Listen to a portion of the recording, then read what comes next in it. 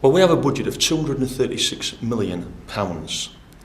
When we've number crunched and looked at the facts and figures, it would appear that over a 4-year period, we'll have to find £45 million. So, in a nutshell, in 4 years' time, we're going to have a budget of well under £200 million.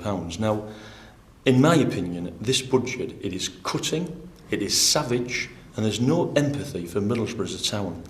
In Middlesbrough, we have something like 23 council wards, 16 are socially deprived, 5 are in the top 1% of the greatest social deprivation in the country. And to give you a real life example of social deprivation, for every 16 children that we take into care, and most are through neglect, it costs us £1 million. So what we've been doing for some time is ploughing certain monies into dealing with teenage pregnancies. And we have 200 teenage pregnancies in this town per year. Now, some of those teenage pregnancies, the parents are not in a position to be good parents for one reason or another. And as a result, them being bad parents, we end up taking the kids into care. So it stands to reason, if you actually invest in teenage pregnancies and stop teenagers becoming pregnant, then further down the line, you don't have bad parenting, and you don't have the problems, and you don't take the kids into care, and you save mammoth amounts of money. Now, when you look at that particular budget, we've invested £8 million extra over the last 3.5 years, and it looks as though we're going to have to find another £2 million for it because of the number of kids that we've taken into care. Now, that's just a real-life example.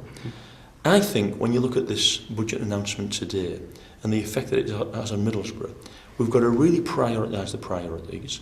We've got to start looking at everything in the town. So, for example, if you look at the streets of Middlesbrough, particularly the town centre, we sweep the town centre probably 5-6 times a day because we've got a lot of people coming into Middlesbrough from outside. We want it to look clean and tidy. Maybe the case that we can just sweep the streets 3 times a day. It may be the case further down the line that we've got to start looking at things like alternate bin collections. Now, I, for one, would rather us empty the bins every week, and I think we'll do that. But that will be a debate. In other words, what I'm suggesting is that we've got to have a conversation about a whole host of things. Because to lose 45 million off your budget over 4 years, that's going to hurt. And what I would describe about today is it's quite a black day.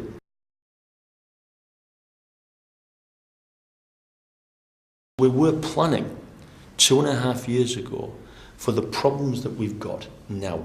So, for example, we lost 140 people through voluntary redundancies in the last year. We're now through a voluntary redundancy process at the present time, and we're going to lose more staff. But the thing about losing jobs, and clearly, when you look at, there's going to be 500,000 public sector jobs lost, and that's what the government are predicting. That will affect the retailers, because the less people have in the pockets to spend, then the less money they'll spend in shops and so on and so forth. And as a result, it's more unemployment.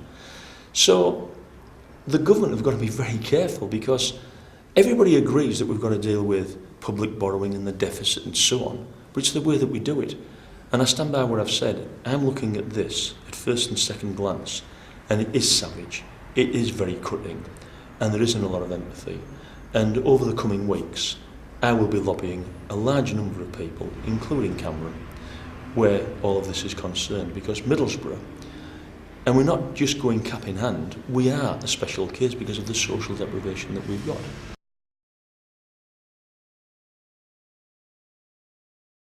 What I want from the public, and I've been saying this for a long time, I want to know what the public are thinking. Now, it doesn't mean to say that I can do all of the things that the public want me to do, but we've got to actually look at everything. And I want the public to say to me, well, this is what we really think is a priority. So it could be a community centre, it could be a youth centre, it could be something else. I want to know what's on their mind so that we can actually, figure that in to the thinking. Because we've got to really think outside of the box where this is concerned. I mean, I don't think there's been a council leader since probably World War II or mayor that's actually had to deal with something like this. Now, I've got the responsibility. I've got a lot of people around me who want to help, and that includes a lot of members of the public as well. And I think we're going to be in a situation where nobody's going to get everything that they want. It's just not possible. And where I'm concerned, yes, I would love it to be fine and dandy, but it's not. And I'm not going to get all of the things that I want for the town from the government, but I think that we can get some things. And I think it's exactly the same with the public. They've got to let me and this council know what's really important to them.